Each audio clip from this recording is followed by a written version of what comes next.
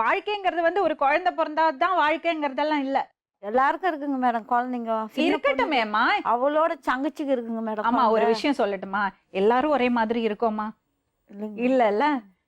ஒவ்வொருத்தருக்கும் ஒவ்வொரு விதமா இருக்கு. அதுக்கு பல காரணங்கள் இருக்கும், சூழ்நிலை இருக்கும்.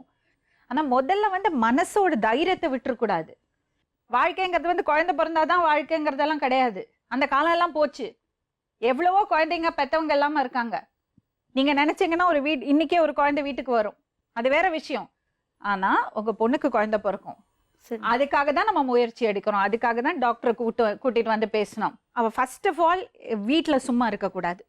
என்னோட ஒப்பீனியன்ல வீட்டுல சும்மா உட்கார்ந்தான்னா மனசு யோசனை ஏதாவது பண்ணிட்டே இருக்கும். உனக்கு என்ன பிடிச்சதோ அது பண்ணு. வேலைக்கு போகலான்னு சொல்லிட்டு பார்த்தோன்னா அதுவும் இருக்கும். ஹெல்த் எப்படி இருக்கு அதர்வைஸ் சொன்னது? வேலைக்கு போனால் நம்ம படிக்கல, நம்ம போயிட்டு ஒரு வயிற்று தூக்குற வேலை அது மாதிரி தான் செய்யும். உடனே வெள்ளைப்பட அந்த வேலை அது உடம்பு எப்படி இருக்கு உனக்கு?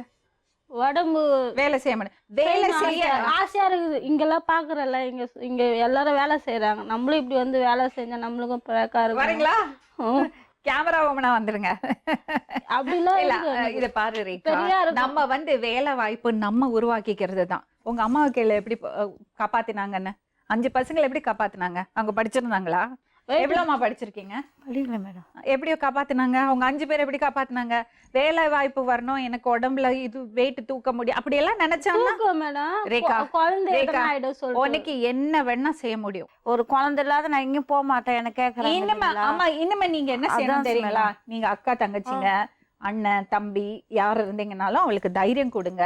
தைரியமா இருக்கட்டும், எல்லாரையும் மாதிரி தைரியமா வாழட்டும். அக்கம் பக்கத்துல எல்லாம் யாராவது ஏதாவது பேசினாங்கன்னா நல்லா திட்டி விடுங்க.